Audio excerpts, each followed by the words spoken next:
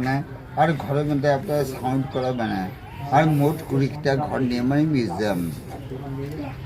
আপনারা এখানে এসছেন, এইটার নাম হচ্ছে মদিনা, ওই যে মক্কা বলে। কাঠগোলা বাগান কিন্তু শেয়ার নয়, কিন্তু এইটা আছে মদিনা সিরাজউদ্দৌলা। সিরাজের দাদু যখন হজ করতে যান মক্কা, তখন হজ করে ফিরেছে কি যে মাটি এনে সিরাজকে দেন, সিরাজ এখানে মদিনার মাটি রেখে মদিনা তৈরি করেন। আরে এই যে বিশাল বড় বিল্ডিং, এই মেয়ে আজিমুন শাহ তার ছেলে সরফরাজ খান, ওই সরফরাজ খানকে বিশ্বাসঘাতকতা হত্যা করেন আলিপতি খান, হাজি আহমদ খান। এরা দুই ভাই, প্লিজ টেক কেয়ার, দুই ভাই আমার বিআই। ওটা হজ করে নবাব হন, কিন্তু পরবর্তীকালে হাজি আহমদ খান যখন মক্কা নেওয়া হজ করেন, হজ করতে যান, হজ করে ফিরেছে কি যে মাটি এনে জিনিস সিরাজকে দেন, সিরাজ এগুলো তৈরি করেন। আর আলিপতি খানকে হাজি আহমদ খান বলেন ওই সত্য সরফরাজ খানের মাকে হত্যা করো, কিন্তু আলিপতি খান ছিলেন একটু দয়ালু। হি ওয়াজ সো কাইন্ড হার্টেড।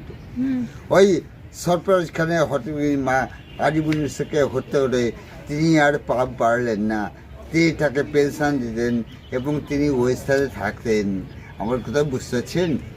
এই যে আমি সাইসে নিয়ে যাই, যারা ছোটো গাড়ি করে আসেন তার যদি অনেকে বলে গৌতম কাকু তুমি আমাদের সঙ্গে চলে যাও, কিন্তু কথাগুলো গাইডগুলো মানে আমাকে আস্তে করতে হয়, কারণ প্রকৃত ইতিহাস হচ্ছে এইগুলো, বুঝতে পারছেন?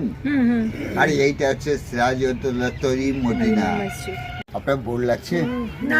আপনাকে বলছি, এই প্যালেসের নাম হচ্ছে হাজারদুয়ারি, কিন্তু সিরাজউদ্দৌলা নয়। এইটা বানিয়েছিলেন মির্জাফরের বংশধর নবাব নাজিম হুমায়ুন শাহ, আর তৈরি করা হচ্ছে 1829-37। কিন্তু কী হতো, এখানে ইংরেজরা বহাল তবিতে বাস করতেন, ইংরেজ নবাবরা মিটিং করতেন, অফিসিয়াল কাজ হতো। কিন্তু আমরা অনেক সময় বলি এটা নাকি কোর্ট ছিল। না না, administrative building. Court already settled at the time of Warden Hastings, 1776. First Judge Eliab ordered to hang Nanda Kumar, right?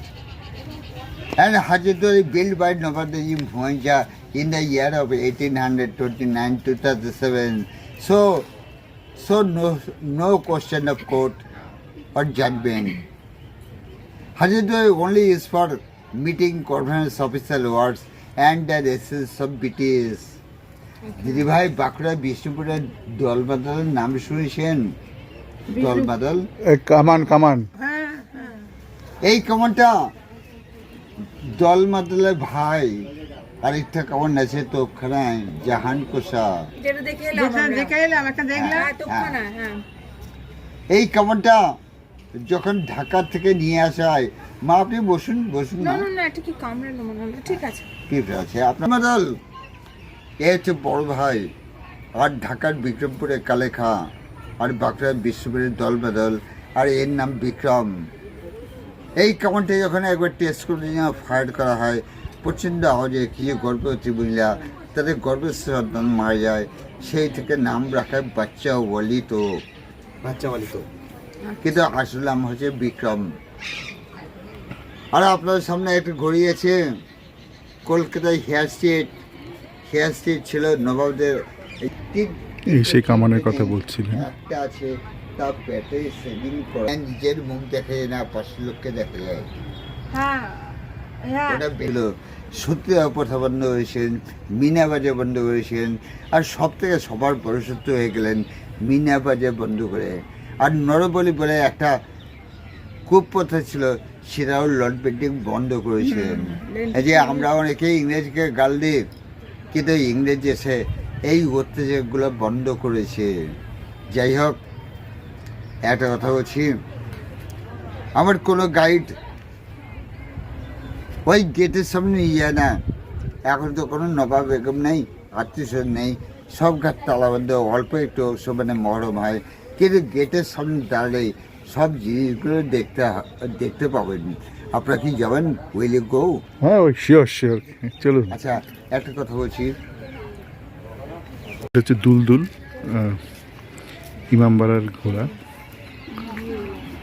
এই ইমামবাড়া প্রথমে প্রাথমিকভাবে তৈরি করেছে, পরবর্তীকালে এটা তার পরবর্তী কোনো এক নবাব, নামটা ভুলে গেলাম, তিনি এটাকে আরও বড় করে কনস্ট্রাক্ট করেছিলেন। তো ইমামবাড়াটা যেটা একদম হাজারদুয়ারির অপোজিটে, সেই ইমামবাড়াতে কিন্তু ইমামবাড়াটা মোটামুটি রেসিডেন্সিয়াল জায়গা ছিল। আর এই ঘড়িগুলো ডেভিড হেয়ারের ঘড়ির ব্যবসা ছিল, সেখান থেকে আসা ঘড়ি। আর এই হাজারদুয়ারি ভেতরে মনে হয় না ক্যামেরা অ্যালাউড, তাই যতটা বাইরে থেকে দেখাচ্ছি।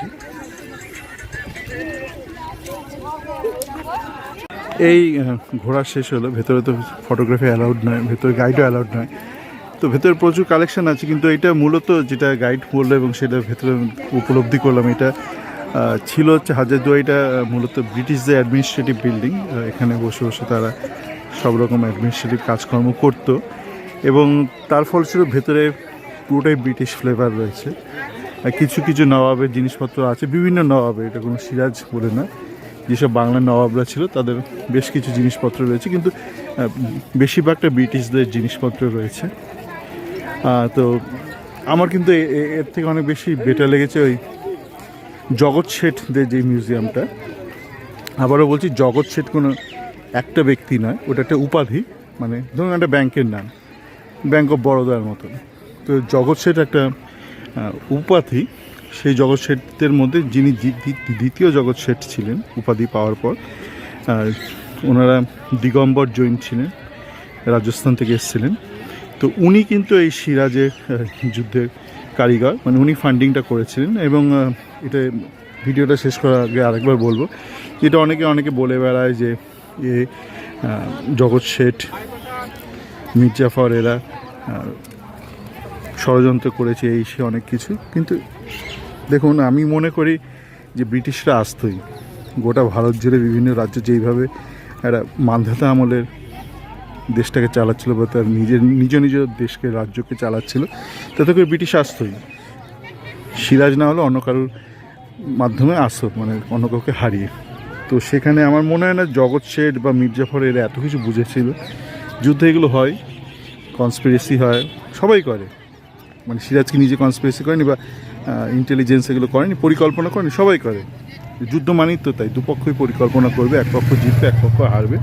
তো ঘটনাচক্রে সিরাজ হেরেছে এবং তারপর ব্রিটিশ চলে এসছে, গোটা দেশকে পরাধীন করেছে। তাই মানুষের রাগ মির্জাফরের ওপর, তাই মানুষের রাগ জগৎ শেঠের ওপর। আমার মনে হয় না জগৎ শেঠও এত কিছু ভেবেছিল। ও ব্যাংকারও সব ইংরেজ থেকে শুরু করে সমস্ত বিভিন্ন নবাব, রাজা, মহারাজা সবাই ওর ক্লায়েন্ট ছিল, বলছিল গাইড সেখানে।